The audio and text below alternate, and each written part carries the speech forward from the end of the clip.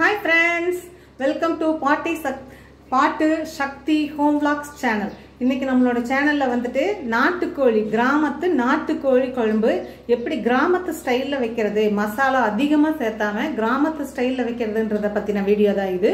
வாங்க எல்லாரும் வீடியோக்குள்ள போலாம். இப்போ நான் ஆப்போசிட் கேமரா இங்க வாங்க பாருங்க.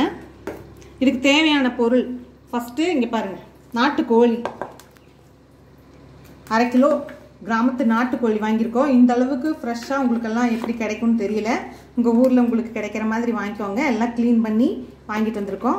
தேவையான அளவு சின்ன வெங்காயம். இதுக்கு அடுத்தது மெயின் டிஷ். இந்த டிஷ்க்கு தேவையான மெயின் இது சின்ன வெங்காயம். கொஞ்சமாக இஞ்சி இருந்தால் போதும், கொஞ்சமாக பூண்டு இருந்தால் போதும். இங்கே பாருங்க, பட்டை கிராம்பும் அப்படிதான் லைட்டாக தான் 2 பல்லு தான் போட்டிருக்கேன். கிராம்பு ஒரு 4 பீஸு. இந்த கடலை எதுக்குன்னா குழம்பு வந்து கொஞ்சமாக ரொம்ப தண்ணியாட்ட தேவை வேண்டாம், கொஞ்சம் இதாக இருக்கட்டும், திக்காக இருக்கட்டும்னு இருக்கிறதுக்காக இந்த கொஞ்சோண்டு 1 ஸ்பூன் கடலை. தேங்காயும் அப்படி தான் நிறையா போடக்கூடாது சிக்கன் குழம்புக்கு. இவ்வளோதான் தேங்காய். அடுத்தது இதுதான் மெயின் மசாலா. நாங்கள் இது வந்துட்டு அரைச்சி வச்சுருக்கோம். கொத்தமல்லி, சீரகம், வரமிளகா அதை மட்டும் போட்டு மிஷினில் கொடுத்து வறுத்து அரைச்சி வச்ச இந்த மசாலா. இதுதான் இந்த கோழி குழம்புக்கான மசாலா. இப்போ நம்ம வாங்க வீடியோக்குள்ளே போகலாம். இதை மசாலா வதக்கிறதுக்காக நான் அடுப்பு கேஸ் ஸ்டவ்வு பற்ற வச்சாச்சு. இதுக்கு வந்துட்டு மெயின் இந்த நாங்கள் செக்கில் ஆட்டின நல்லெண்ணெய் தான் நாட்டுக்கோழி குழம்புக்கு ரொம்பவே நல்லாயிருக்கும். நீங்கள் இதை யூஸ் பண்ணிங்கன்னா. இது நான் வெங்காயம் வதக்கிறதுக்காக நல்லெண்ணெய் ஃபஸ்ட்டு ஊற்றிக்கிறேன். நம்ம உரிச்சு வச்சிருக்கிற சின்ன வெங்காயத்தை போட்டுக்கலாம். நல்லா வதங்கிடணும். சின்ன வெங்காயம், பூண்டு, இஞ்சி இந்த 3ஐயும் நீங்கள் நல்லா வதக்கிடுங்க. நான் பூண்டும் போட்டுடுறேன், அடுத்தது இஞ்சியும் போட்டுடுறேன். தேங்காய் இப்போ போட தேவையில்லை, அதனால் அது இருக்கட்டும். இதை வந்துட்டு நல்லா வதக்கணும். லைட்டாக உப்பு போட்டால் சீக்கிரமாக வதங்கிடும். நம்ம டேபிள் சால்ட் கொஞ்சம் போட்டுக்குவோம். கொஞ்சமாக டேபிள் சால்ட் போட்டால் கொஞ்சம் சீக்கிரம் வதங்கும். டேபிள் சால்ட் போட்டு வதக்கிக்கலாம். ஓகேங்களா? இந்த நாட்டுக்கோழி சிக்கனுக்கும் நாட்டுக்கோழிக்கும் இந்த நல்லெண்ணெய்க்கும் தான் அவ்வளோ ஒரு டேஸ்ட் நல்லா வரும். இது வந்து நான் வைக்கிற இந்த கோழி குழம்பு வந்து கொஞ்சம் ரொம்ப தண்ணியாக இருக்காது, கொஞ்சம் கெட்டியாக இருக்கிற மாதிரி அந்த மாதிரி வரும் வைப்பேன். இதுலேயும் இந்த கடலை, தேங்காய் இதெல்லாம் சேர்த்தாம ரொம்பவே தண்ணியாட்டம் வைக்கிறவங்களும் அந்த மாதிரியும் நல்லாயிருக்கும். ஓகேங்களா? இப்போது நம்ம இந்த வெங்காயத்தை நல்லா வதக்கி, இதுக்கு மசாலாங்க நாங்கள் எங்கள் ஊர் பக்கம்லாம் மசாலாவே இதுக்கு அதிகமாக சேர்த்த மாட்டோம். இந்த வீட்டில் அரைச்சி வச்சுருக்கிற இது பேர் நாங்கள் கறிக்குழம்பு மசாலான்னு சொல்லுவோம். கொத்தமல்லி, நாட்டு கொத்தமல்லி கடைகளில் கிடைக்கும். நாட்டு கொத்தமல்லி விதை, தனியா விதைன்னு சொல்லுவாங்க. ஊருக்கு ஊர் பேர் மாறுபடும். தனியான்னு சொல்லுவாங்க சில ஊரில். நாங்கள் இங்கே மல்லி விதைன்னு சொல்லுவோம். அதில் 2 ஐட்டம் இருக்குது. ஹைப்ரிட்டும் இருக்குது, நாட்டு மல்லியும் இருக்குது. நாங்கள் வாங்குறது எப்போவுமே நாட்டு மல்லி தான். கொஞ்சம் கலர் வந்து கம்மியாக இருக்கிற மாதிரி இருக்கும். ஆனால் அதுதான் வந்து மனம் வந்துட்டு பார்த்திங்கன்னா அரைச்சிங்கன்னா அப்படியே கமகமாக அரைச்சிட்டு வந்த உடனே அவ்வளோதான் இருக்கும். நாங்கள் 1 கிலோ 2 கிலோ 1/2 கிலோ தேவையான அளவு வாங்கி, வரமிளகாயும் ஃப்ரெஷ்ஷாக வாங்கி அது கொஞ்சம் எண்ணெய் ஊற்றி லைட்டாக தான் எண்ணெய் ஊற்றுவோம் அந்த கொத்தமல்லி வறுக்கிறதுக்கு. அந்த கொத்தமல்லி வறுக்கும்போது ஒரு நாள் உங்களுக்கு இந்த மசாலாக்கான தனியான வீடியோ ஒரு நாள் நான் போடுறேன். இன்றைக்கி நான் சும்மா மெஷர்மெண்ட்டு மட்டும் சொல்கிறேன். அதில் என்னென்ன இருக்குதுன்றதை மட்டும் உங்கள்கிட்ட சொல்லிகிட்ருக்கேன். இதில் நம்ம கூட கருவேப்பிலையும் போட்டு வதக்கலாம். கொஞ்சம் பச்சை கருவேப்பிலை இருந்தது, செடியிலேருந்து பறிச்சுட்டு வந்தேன், அதை போட்டிருக்கேன். வரமிளகா, சீரகம், மிளகு, மல்லி விதை இந்த 4ஐயும் போட்டது தான் நாங்கள் அந்த மசாலா அரைச்சி வச்சுருக்கோன்னு சொல்கிறேன் பாருங்கள். இதில் இந்த மசாலாவில் இது எல்லா விதமான காரக்குழம்புக்கும் நம்ம போடலாம், மட்டன் குழம்புக்கும் போடலாம், சிக்கன் குழம்புக்கும் போடலாம், நல்லாயிருக்கும். இந்த வெங்காயத்தை வதக்கிறதுல தான் நல்லா இது இருக்குது. கரெக்டாக ரொம்ப தீயாமல் வதக்கணும். அதே சமயம் வேகாமையும் இருக்கக்கூடாது. நல்லா இது வந்து எங்கள் மாமியார் எனக்கு சொல்லி கொடுத்தது. அவங்க செஞ்சாங்கன்னா 3 நாளைக்கு இருந்தால் கூடவும் அந்த குழம்பு வந்துட்டு அவ்வளவு நல்லா இருக்கும், தெருவே மணக்கும். நீங்கள் அந்த மாதிரி இருக்கும் அவங்க செய்கிறது. அவங்கக்கிட்ட கற்றுக்கிட்டது தான் இந்த கிராமத்து கோழி குழம்பு, நாட்டுக்கோழி குழம்பு. அப்போது எங்கள் வீட்டிலலாம் தோட்டத்தில் கோழியெல்லாம் நிறைய வளர்த்துவாங்க. யாராவது கெஸ்ட்டு வந்துட்டாங்க, உரம்பரை வந்துட்டோன்னு சொல்லுவாங்க. எல்லாம் உரம்பரை வந்துட்டாங்கன்னு வைங்க, உடனே துரத்தி கோழியை பிடிச்சி பொசுக்கி வாட்டி உடனே நாட்டுக்கோழி குழம்பு தாங்க. உரம்பரைங்க யார் வந்துட்டாலும் சரி. நாங்களே வீட்டில் அப்போல்லாம் க்ளீன் பண்ணிக்குவோம். எங்கள் வீட்டுக்காரரும் க்ளீன் பண்ணுவார், எங்கள் மாமனாரும் க்ளீன் பண்ணி தருவார். எல்லாருமே க்ளீன் பண்ணுவாங்க. எனக்கு கூட தெரியும் க்ளீன் பண்ணுறதுக்கு, நான் கற்றுருக்கேன். ஆனால் செய்கிறதில்ல, இவங்கெல்லாம் இருக்கிறதுனால செய்கிறதில்ல. ஆனால் எனக்கு எங்கள் அப்பா இருக்கும்போதே எனக்கு அதை நாட்டுக்கோழி எப்படி பொசுக்கி அதை தீயில வாட்டி அதை எப்படி கட் பண்ணணும் அப்படின்றதெல்லாம் எனக்கு தெரியும். நான் கற்றுருக்கேன். நல்லாயிருக்கு. இன்னொரு கொஞ்சம் நேரம் வதங்கினா போதுங்க. இந்த கொஞ்சமாக இருக்கும்போது நம்ம இந்த பொட்டுக்கடலை இங்கே பாருங்கள், 1 ஸ்பூன் தான் பொட்டுக்கடலை போட்டுக்க, ஜாஸ்தி போடலை. ரொம்ப போட்டிங்கன்னா கொலன்னு ஒரு மாதிரி கெட்டியாக போயிடும், நல்லா இருக்காது. ஒரு 4 பல்லு கிராம்பு, பட்டை வந்துட்டு கீழே விழுந்துருச்சு. பட்டை வந்துட்டு இங்கே பாருங்கள், இவ்வளோதான், 2 பட்டை, அவ்வளோதான் போடுறேன். இதையும் போட்டு நம்ம ஒரு வதக்கிடணும். அந்த இது வதங்கும் போதே அதையும் சூடு பண்ணிடணும், கடலை இது எல்லாத்தையும். அதே மாதிரி இந்த தேங்காயும் நம்ம வந்துட்டு போட்டு ஒரு பரட்டிக்கலாம் பாருங்க. சின்னதாக பல்லாக கட் பண்ணி இல்லை போட்டால் அரைக்கிறதுக்கு வசதியாக இருக்கும். அதனால் ஒரு சிலர் தேங்காய் போட மாட்டாங்க, நான் கொஞ்சமாக போடுவேன். நாட்டுக்கோழி குழம்புங்கிறதுனால கொஞ்சமாக தேங்காய் இருந்தால் போதும், நிறைய வேண்டாம். ஃப்ரெஷ் தேங்காயாக இருந்தால் பெட்டர். இந்த மாதிரி சின்னதாக போட்டுருங்க. போட்டுட்டு இப்போ நல்லா பாருங்கள், ஓரளவுக்கு நல்லா வதங்கி வந்துருச்சு. கொஞ்சம் இதில் வந்துட்டு அந்த மசாலா பொடியையும் நம்ம போட்டுருவோம். இது எல்லாத்தையும் மிக்சியில் ஆறுனதுக்கு அப்புறமா நம்ம அரைக்கணும். மசாலா எவ்வளோ போடுறதுன்னா, குட்டி ஸ்பூனாக இருக்குது, பெரிய ஸ்பூன் எடுக்கிறேன். பாருங்கள், நான் இந்த மாதிரி நல்லா பெரிய ஸ்பூனை எடுத்திருக்கேன். இங்கே பார்த்துக்கோங்க. இதில் 1 2 3 மூணையும் போட்டுட்டு நம்ம இதை நல்லா ஒரு பரட்டி விட்டோம்னா இந்த வெங்காயத்தோட ஒன்றா நல்லா சோறாக பரட்டணும். பார்த்துக்கோங்க, வெங்காயமே மசாலா இல்லாமல் தெரியக்கூடாது. அந்த மாதிரி இந்த எண்ணெய் சூட்டில் இதையும் ஒரு பரட்டி எடுத்துக்கோங்க. இந்த மாதிரி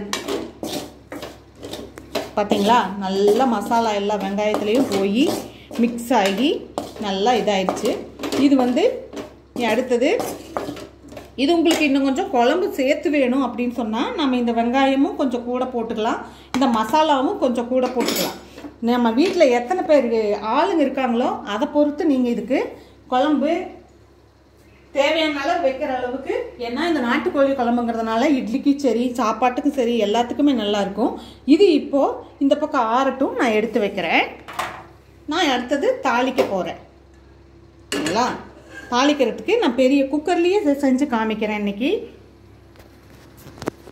தாளிக்க போகிறோம். குக்கர் எடுத்து வச்சுருக்கேன், சூடாகட்டும். இதுக்கு எப்பவும் போல் நம்ம தாளிக்கிறதுக்கு வந்துட்டு பெருசாக மசாலாலாம் எதுவுமே போட மாட்டோம். நம்ம அதில் போட்டோம் இல்லைங்களா, அந்த மசாலா அது மட்டும்தான். தாளிக்கிறதுக்கு வந்துட்டு கருவேப்பிலை, வரமிளகா வேணும்னா 2 கிள்ளி போடுவோம், இல்லைன்னா போட மாட்டோம். இதில் நான் வந்து எங்கள் மசாலாலேயே தேவையான அளவு காரம் இருக்கிறதுனால நான் இதுக்கு தனியாக வரமிளகா போடலை, வெறும் கருவேப்பிலை மட்டுமே போட்டு தாளிக்க போகிறேன்.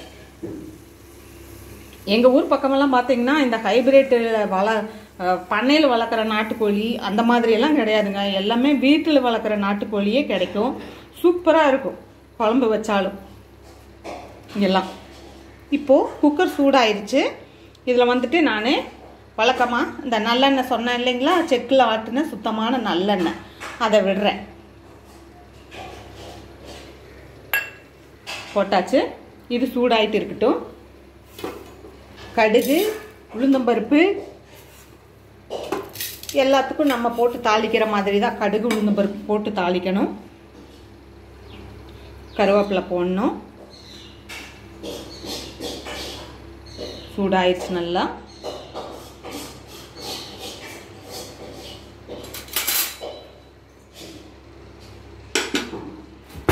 இப்போ நான் கடுகை போடுறேன். பொரியட்டும்.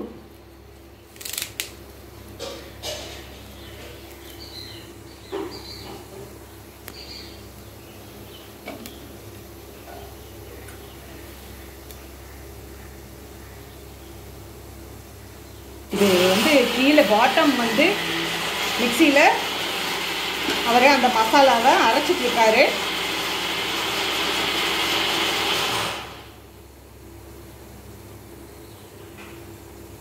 கெட்டியாக இருக்கிறதுனால தீ வேகமாக வச்சோம்னா சீக்கிரமாக தீஞ்சு போயிடும். அதனால தான் நான் தீ ரொம்ப மெதுவாக வச்சுருக்கேன். கடுகு இன்னும் பொரியலை.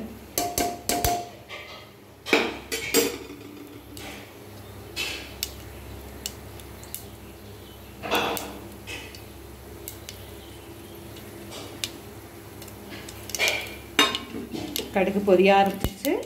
இப்போ நம்ம இந்த ஸ்டேஜில் கருவேப்பிலையை உள்ளே போட்டுட்டு அது வதங்கின உடனே சிக்கன் பாருங்க, நம்ம வாங்கிட்டு வந்து வச்சுருக்கிற நாட்டுக்கோழி சிக்கனை அதுக்குள்ளே போட்டுருவோம். பாருங்கள் எவ்வளோ ஃப்ரெஷ்ஷாக இருக்கு பாருங்க.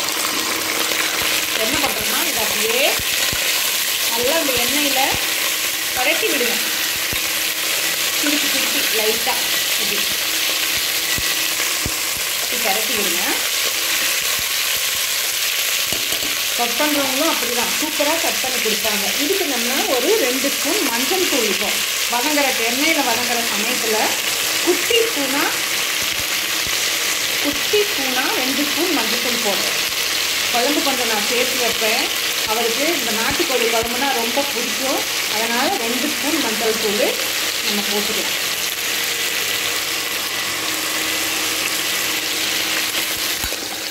அப்படியே நல்ல எண்ணெயில் வதங்கணும். நம்ம இப்போ தண்ணி இப்போ போடக்கூடாது. இதுக்கு அப்படியே இந்த கறி வந்து அந்த எண்ணெயிலேயே லைட்டாக வதங்கிடும்.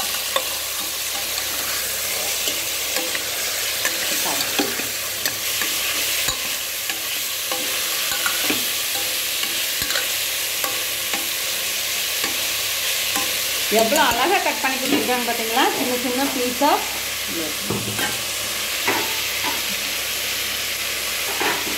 நல்லா வதங்கிட்டு இருக்கு லைட்டாக.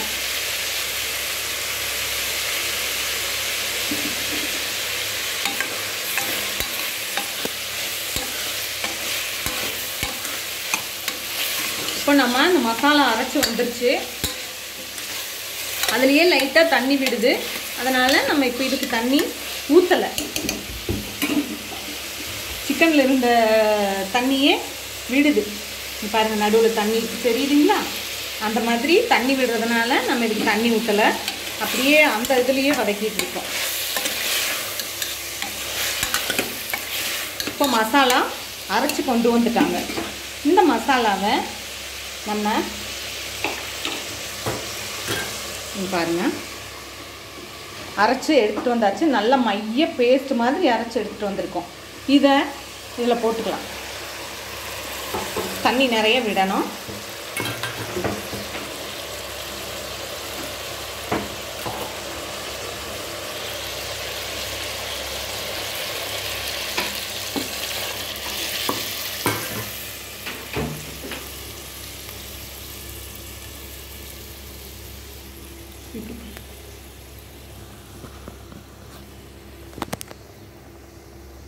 இப்போ இதுக்கு தேவையான அளவு நான் தண்ணி ஊற்றுறேன். மிக்சியில் அரைச்சிட்டு வந்ததை கழுவி நல்லா நிறைய தண்ணி ஊற்றலாம்.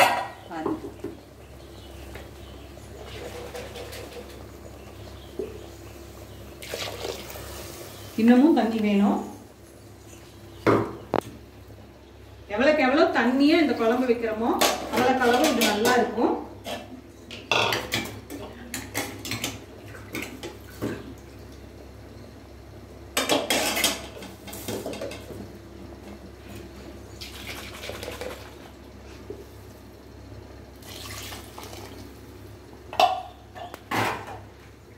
இது நல்லா கலக்கி விட்டுக்கலாம். தண்ணியாக இருக்கா எப்படி இருக்குது என்ன ஏதுன்ட்டு கன்சிஸ்டன்சி நாம் பார்த்துக்குவோம். பாருங்க கெட்டியாக இருக்குது. இன்னும் கொஞ்சம் நம்ம தண்ணி ஊற்றணும்.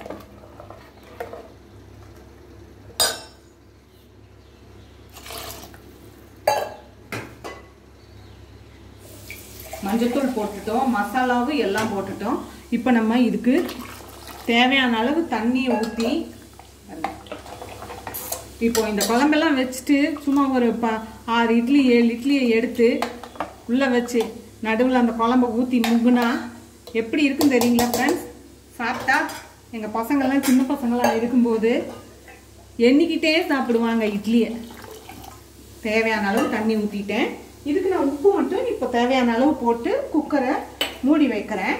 நெக்ஸ்ட் வீடியோவில் இதை ஓப்பன் பண்ணி இந்த மட்டனை எடுத்து தனியாக நம்ம வறுவல் மாதிரி பண்ணிவிட்டு இந்த குழம்பு தனியாக எடுக்கிற அந்த மாதிரியான ஒரு இதையும் நான் இதுலேயே வறுவலும் எப்படி பண்ணுறோன்றத நான் உங்களுக்கு அடுத்த வீடியோவில் காமிக்கிறேன். இந்த வீடியோ பார்த்த எல்லாத்துக்கும் ரொம்ப நன்றி. என்னோடய சேனலுக்கு எல்லோரும் சப்ஸ்கிரைப் பண்ணி சப்போர்ட் பண்ணுங்கள், லைக் பண்ணி.